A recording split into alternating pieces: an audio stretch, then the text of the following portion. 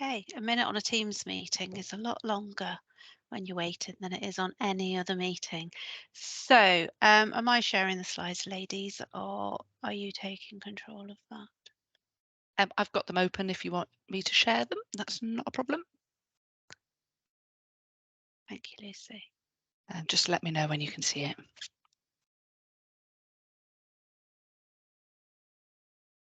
There. So, apologies from Elaine, who would like to do this normally, but has a meeting clash. So you're stuck with myself, but then Lainey and Lucy will take over, so that will make it a lot more enjoyable. So just to give you a brief update on where we are for the EPR programme. So we've got a very brief agenda to show you what's coming on. So we're going to run through just a brief update on the procurement, where we're at with the recruitment for the mobilisation, and then Lainey and Lucy will give you an update on the comms and engagement that's happening. And then, as always, there'll be time for questions, but if anybody has any questions in the meantime, just pop your hand up or pop it in chat or shout up. Okay, so procurement. This slide is now out of date a little bit. So the formal approval from the NHSE team came through this morning to go out to procurement. So we finally cleared the last of the national hurdles to be allowed to go out to procurement. So now all we need is the documentation finished, and we're waiting for a couple of final decisions from the finance team and the draft contracts to be finalised from our procurement team. And then we can agree the ITT documents and a date for issuing the tender. So until we get the date for the issuing the tender, we can't give dates for any other activities because they'll all hang off that. So I'm afraid that's about the extent of the update for the procurement so far. Moving on. So as you'll have seen from your emails, we're starting to go out to advert for more roles now for the EPR programme team. So thanks to the team working on a new vacancy advert, we were really quite inundated with applicants for the project officers. It made it a really attractive proposition. So one of our new project officers started in post last week. Some of you will have met Mark, and if not, I'm sure you'll get to meet him over the next few weeks. We are still working on agreeing start dates for the other project officers. So there's one that's finished their recruitment checks, and we're just agreeing a start date, hopefully this week for them. And then there's two that we're just waiting for those recruitment checks to be finalised before we can agree start dates for them. But hopefully they'll all be coming into post within the next 6 to 8 weeks. We have 2 people joining as workstream support via the agency for a fixed term of 3 months, just to keep the different streams of the work moving forward at pace whilst the recruitment for the EPR programme team progresses. So those are very short-term vacancy appointments. Hina will start tomorrow and will be picking up the work that Nikki's been doing on building the procurement evaluation team. And then Rachel will start in mid-September when she's finished her leave. So the ones that are in progress, the project manager posts, I emailed a link out to that earlier this morning, and the benefits and change facilitator posts will hopefully be live by the end of the day, but our national track jobs site is playing up and they just can't get it to successfully publish for whatever reason. Both of those are through the NHSE Graduate Digital Data and Technology Scheme.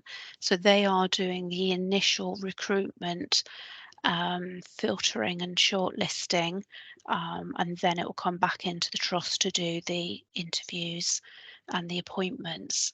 So if anybody's interested in those posts, they are a different recruitment method, but still as open to everybody in this team who meets the graduate scheme requirements as anybody else externally. So if anybody would like a chat about those, come back to me. The senior EPR program manager, Elaine and Laura, are dealing with the recruitment for that, and they will issue an update as soon as that's finalised and we have somebody onboarding. The benefits and change manager post has now been job matched and banded, so we've raised that on track and it's winding its way through the authorization approval process before that advert will then get published. Again, I'll email it out around the team so you'll have sight of that when it's live. The communications lead post will primarily sit within our central comms team, but is dedicated to the EPR programme. So that's been through the job evaluation panel and now needs to go to the consistency panel next week before we know that what band that has been matched to and can put that one out to advert. So hopefully that will go out to advert within a couple of weeks. And then the digital transformation practitioner and CSO clinical safety officer posts are clinical posts.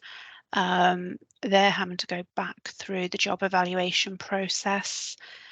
There were some queries raised and some confusion as to which job profile, national job profile, they would like to match that to, because it's a mix of a project post and a clinical post, which makes it quite difficult to match it to a profile. So that's going back to the next vacancy panel either later this week or next week, and then hopefully we'll be able to get those out. In terms of the clinical posts, the Chief Nursing Information Officer post has been through vacancy and consistency panels, so that's now with Jill Foster to lead the recruitment on that. And then the Deputy Medical Director and the Deputy CCIO posts are with our Medical Directorate, who are actively going out to advert for those in the next couple of weeks. And I think that's the full update on the recruitment.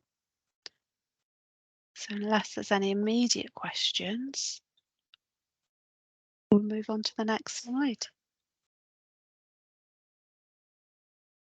So over to you, Lainey and Lucy. Thank you. Thank you, Nia. Good afternoon, everybody. Myself and Lainey just wanted to give you a quick update on what we have been doing with regards to communication and engagement from an EPR point of view. One of the focuses of our work has been on our EPR champions. And we have started from a point of looking into our clinical champions, and active recruitment has been underway for a few weeks now. And to date, we have 70 plus clinicians that have registered an interest in being involved. We have scheduled monthly workshops for our clinical champions. In September, we're looking at EPR and EPMA, a perfect couple, where Andrew has kindly agreed to come along to talk about how the EPMA project is rolling out and how that will link in with EPR.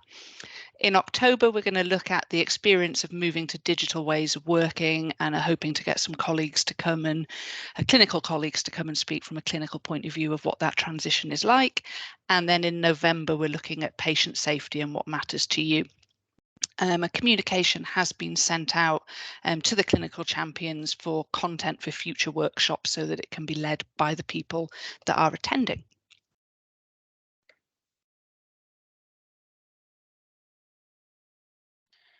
Afternoon, everybody. So picking up from what Lucy's just said, our next step, we are going to continue with that clinical engagement with the clinical teams through consultation so that we're able to capture their clinical requirements and try and get a solid state of what that system vision is for them, so that we as a team collectively right across digital healthcare can hopefully assist them to deliver that vision for them. So we'll be keeping the digital teams fully informed via these monthly briefing update sessions, and also via the project web page as well. And then moving forward, our next steps is we will be holding digital champion workshops for the wider digital teams. They're to be scheduled in, probably, I would think they'll probably start after November. But we'll have more of an update on that once we have the senior EPR program manager in place. So we'll take his or her guidance on those as well. And that again will be to ensure that clinical vision can be achieved from us all working collectively. So that's the update for now. And I'm going to hand back over to Lucy. We've got just a little small Padlet session that we'd like your participation in next. Yes, please. That would be much appreciated. Kind of linking into what we were saying before about the finding out what our clinical champions wanted from the sessions. We would like to find out what you would like from these sessions. We did send out a survey after the first session, but the take up on it was quite poor. So we have put together a Padlet for you to be able to see and have your say now, because we do want these sessions to be to give you what it is that you want to get from them. So can everybody see that Padlet screen? I can see nodding. Excellent, thank you. So I will share the link into the chat, which will allow you to open this screen on your computers, hopefully. But if not, I will leave it up so that you can see the questions. So what we're interested in finding out from yourselves today is, how long would you like these briefing sessions to be? Is allowing 50 minutes too long? Would you prefer them to be shorter and snappier at 25 minutes? And if you open that Padlet link, you can just go onto it and give it a thumbs up or a thumbs down, but a thumbs up would be nicer on which one you would prefer. What would you like the briefing format to be? Would you like a project update followed by an open forum where you can just ask questions? Or would you prefer a project update followed by a specific topic where we can pass on information about a specific area of the EPR, or something completely different? What content would you like to see in future briefings? And what is the best way for us to communicate with you? And again, this little scroll bar on the side will allow you to drop down and put a thumbs up next to the ones that work best for you and your team. If you want to add a comment, because there's also an have your say, if you just click on the plus at the top of the column, it'll open a box. You can type in what it is you'd like to say, and when you publish it, it will appear under the column that you've gone under. So hopefully it should be opening. If not, have a look at them and just pop any thoughts in the chat section of the Teams meeting would be much appreciated, just so we're not kind of guessing at what it is you would like.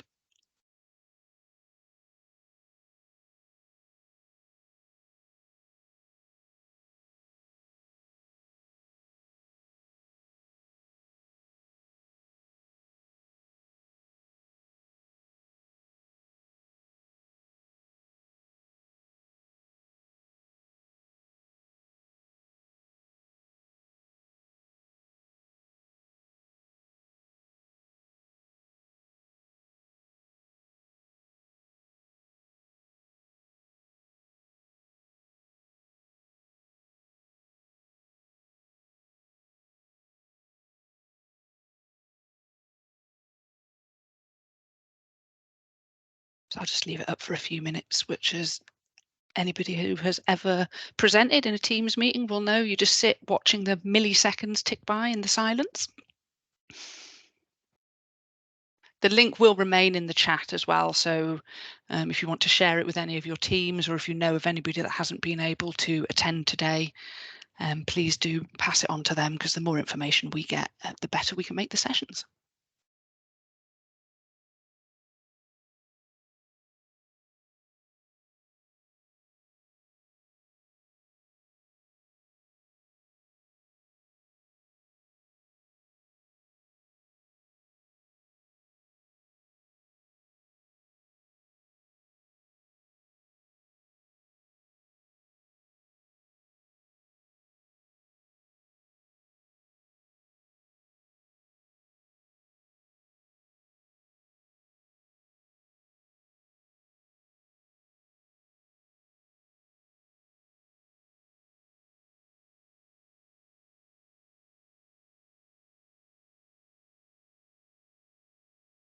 And of course, you could just tell us if any of you are keen to voice a thought or opinion.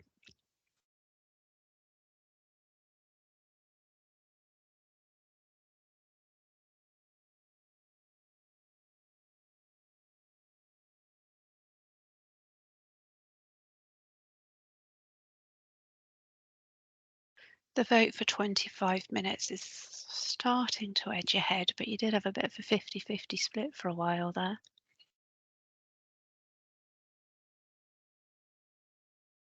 And for those of you who like creating newsletters, because I know there's at least one person on the team, that's winning out.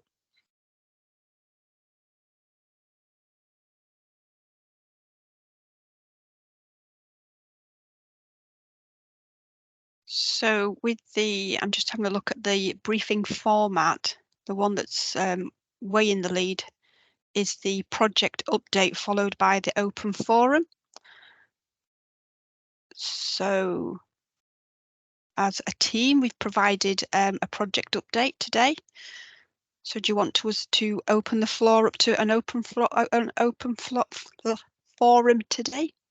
If you've got any questions, you can pop them in the chat or just put your hand up at the end, and we'll see how we get on with it.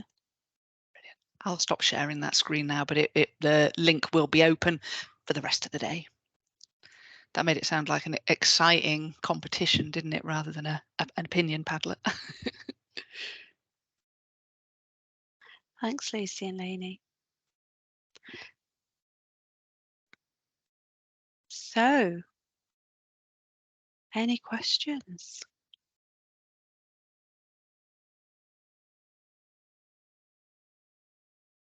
All very quiet. Mr. Woods. Hi, Nia. It was not really a question. It's a suggestion.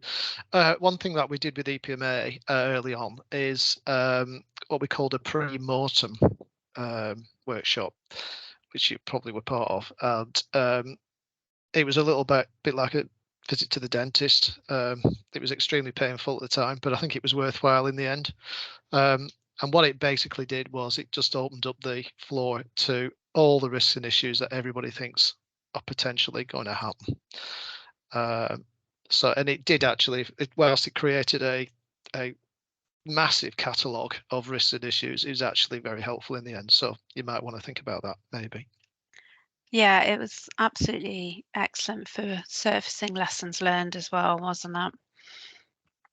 It was, yeah, and it gets things. It got people thinking very early on about everything that could possibly go wrong. And whilst that sounds like a negative way forward, it actually was quite helpful. And you could start then amalgamating them, editing them, and it gave us a start point really to move forward. So it was useful in the end, although it was quite daunting when we saw the actual volume that we got. Yeah, and I think it's a really good idea. I'm a little hands tied at the moment because I think this is the sort of thing that our EPR program manager, our senior EPR program manager, should be in post to attend. And obviously, until we have them confirmed, I won't know their availability in case they've got annual leave booked. But I think that's probably one to put on the list as one of the very first things to discuss with them. So thank you, Andrew. We'll make a note of that. And then it will go out via the leads across the different digital teams to put forward who they'd like in attendance at those. So if you're keen to attend, by all means, please let me know if you'd like to attend that pre-mortem stroke lessons learned workshop. But otherwise, watch out for your team leads being made aware of that and ask to nominate people. And that answers the comment that's being put on the Padlet that Lucy shared the link to about how can digital get involved. That's the kind of workshop that we need to get started sooner rather than later with digital. But as you can see, we do need the program manager that's going to be leading this in post, because it's crucial that they hear it from you rather than secondhand through myself. Yeah, just following on from that, I think it was a really good session, that, and to be honest, it's kind of like the lessons learned that we do after every project, but don't start off the next one with them. And that was kind of a way of doing it, which was really, really useful. And just building on that, what you've said about how digital can get involved, what opportunities are there actually going to be to bring the wider digital team and clinicians together in the same sessions? Because everything's been kept separate, and it's always a big lesson learned for us and something that we talk about time and time again. But there just seems to be this thing about keeping us separate, and we know that all of the rich information is driven from each other. And the recent projects that we've done, it's proved that we couldn't do it without that partnership. And I think the sooner we do that, the better chance we've got of building relationships and getting things right. Yeah, no, absolutely agree. At the moment, it's purely clinical because we are doing that clinically led, digitally enabled approach and having that continuous engagement to get that information from them on the consultation around the procurement. We've also consulted around the procurement with digital, and there were some joint sessions last year with digital and clinical. And moving forward now, we're waiting for heads of service to come back with those nominations for the procurement evaluation team, so we can do that combined approach for that. And then moving forward with the consultation, that will be for the EPR program manager to put in place where they want those joint sessions to happen. But importantly, we're going to need heads of service and team leads to nominate who that is, because as you know, and flag up, Emma, digital oppressed. We're not resourced for luxury at the moment, so we have to be careful about who we have on what to avoid putting pressure on the teams across the board. So we need that approach agreed through the heads of service and the team leads as to who's attending what and how much engagement we do and how much time we pull on. So that's all got to be mapped out and fleshed out. I guess that's where it's difficult, because I know we're pressed, we always will be busy, but it's about getting the right resource in at the right time. So for something like this, for our teams, because we all do very different jobs in the teams, it's really hard to get a balance just of one or two people. Sometimes you need that wider contribution. So it's about us getting the opportunities, because even if they're short and small but concentrated, they'd be much more valuable than having one or two people throughout the whole project that have to keep kind of being a middleman, so to speak. And just in terms of the heads of service, I know I asked a question last week because our head of service hasn't been tasked with coming and narrowing people down for this, so we know nothing about it. So can you just kind of qualify what that actually means and what the expectations are? I would love to. It's one that Laura picked up and to discuss with the heads of service, so I have raised that question again today. So I'm waiting for that answer to come back as well. I know heads of service are meeting now, so let's see if we get an update from that. But okay, yeah, it's sat with Laura at the moment.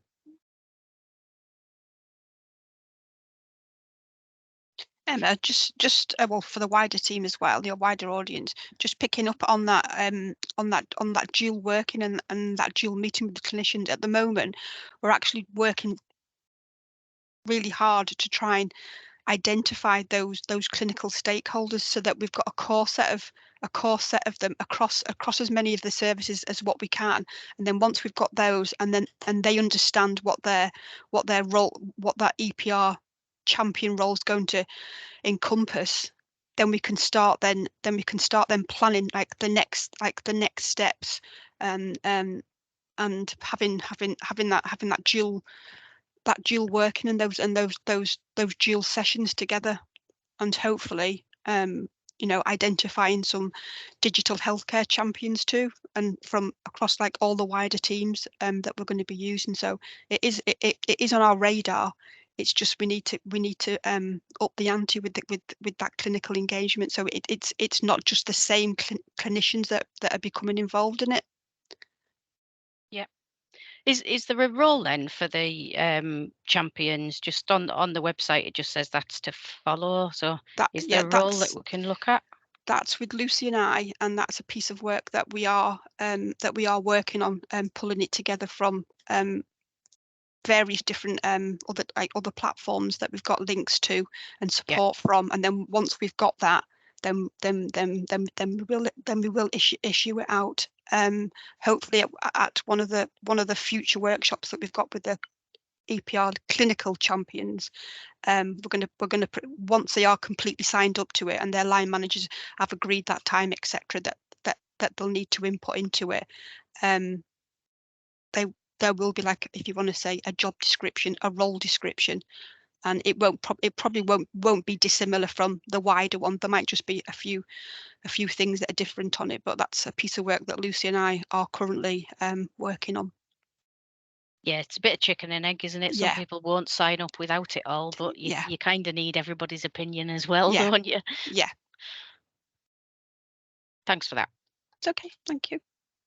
I can show you the outline of the role as it stands, Emma, that needs to be finalised now that we've had some feedback, if you'd like to see that. Because we did bring it to this workshop a couple of months ago, but I think it's one that you weren't able to attend. Yeah, that'd be great. Thanks. Just we know we've done a few as well, so we can have a look at it and put any suggestions forward that might help you guys. I'm saying that and it now won't open for me.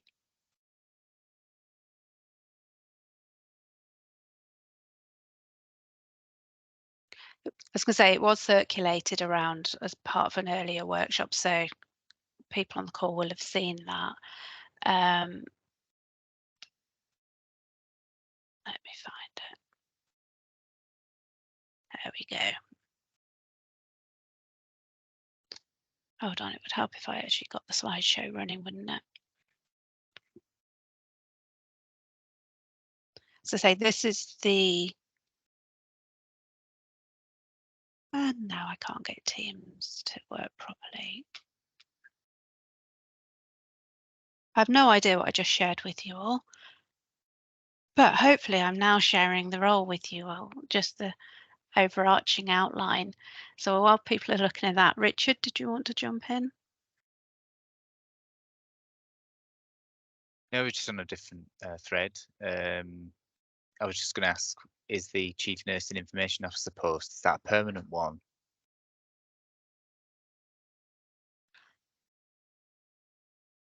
I hope so. Until I get an answer back on the recruitment, then I can't give you a firm answer, but the intention is for that post and the Deputy Medical Director CCIO post to be permanent, but obviously there's only a maximum amount of funding from the EPR programme and the Trust needs to commit to the funding once that funding is out of the way. So I'm hoping we'll get more information on that in the next week or so. Thanks. So that's the overarching aim of the clinical champion posts that were there. There are some tweaks to do to that based on the feedback from the clinical champions, as Eleni said, and just a little bit more work to confirm that with the new champions that have come forward, because it was only a small set, wasn't it, Eleni, originally?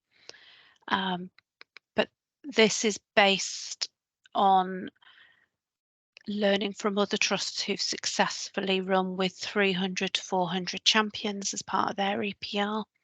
Very different role to super users, these, as you can see from this. And I don't think we had much feedback from the digital team last time we presented this, did we? I think there was sort of rough agreement that this looked like a good overarching purpose. And then there is obviously a more formal Word document with more detail on the role that Slaney says there's quite a bit more work to do to finalise that before that can go out to draft. So any more questions on that, or should I stop sharing?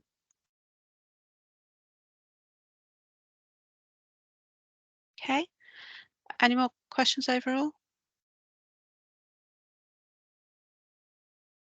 So this is tying more into a 35 minutes, somewhere between your 25 and your 50-minute one.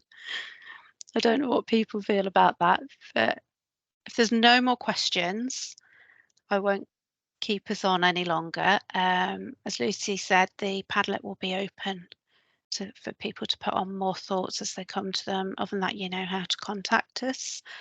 And thank you all for coming today and participating, and we'll see you at the next one. Yeah. Could I just remind people that we have commenced recording, so if there's any team members that obviously haven't been able to make it today, the recording will be put up onto the web page, as will all future ones, and any of the workshops that we do with the clinical EPR champions or anything going forward that we record, they'll be available upon the web page for people to access. Okay, thank you. Thanks all. Thanks very Bye. much. Thank Thanks you. a lot. See you now. Bye. Bye. Bye. Bye. Bye.